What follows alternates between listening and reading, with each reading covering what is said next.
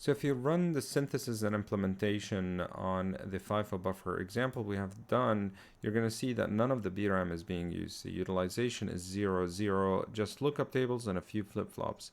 And these numbers are based on the default values of the parameters, which tells me that I have 8 rows, or 8, the size of the FIFO is 8, and each one of them has 8 bits. Of course, you can force the FIFO to use the BRAM by changing the register file and following one of the templates that actually follows the BRAM. However, you're going to have to change that read from being asynchronous to being synchronous. So you're going to have to put it within the always FF. And of course, that creates some challenges with the directly fall through, the first word fall through. And you're going to have to deal with that. However, you're going to see that FIFOs are extremely common. So if you go to the IP catalog and you type in FIFO, you're going to see that there's actually a bunch of options. You can see an Axis FIFO monitor and whatnot. But the one I'm interested in is the FIFO generator. So if you double click on here, you're going to get a wizard. And this wizard shows you a bunch of options for the FIFO. So there's a bunch of FIFO implementation options. Some of them have common clocks, others have independent clocks. Some utilize BRAM, distributed RAM, or shift registers. These are all internal macro cells in the FPGA.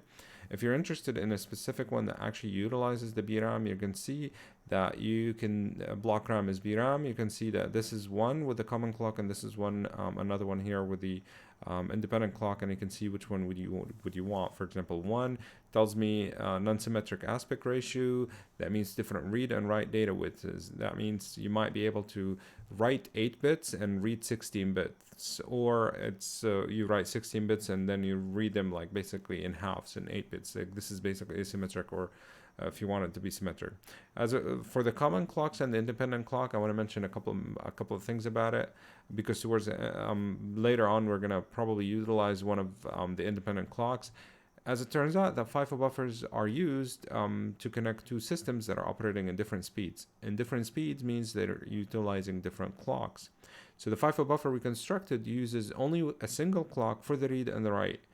It just, the receiving system would issue its own read command, its own speed, and the sending system, it's actually issuing its own command, its own write command. But all of that is actually operational at a single clock. So which clock is it, the receiving or the sending?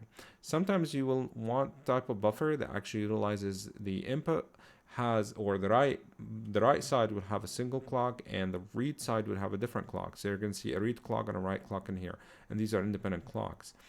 And again, you can utilize this independent clock. You can see that there are certain implementations that shows you block RAM, other implementation shows you distributed RAM, or some built-in FIFOs.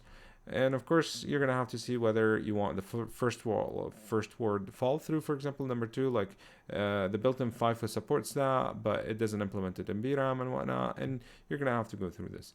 Of course, you can go through the different tabs and figure out the write width, the read width. If you wanted asymmetric, for example, we have done 8 and 8, but you can actually choose different ones, and so forth. And the ACC for the error correction. You can read more about it if you actually go to the documentation in here and you click on it. You can go to the product guide and read how you can actually set it up. But it's pretty simple.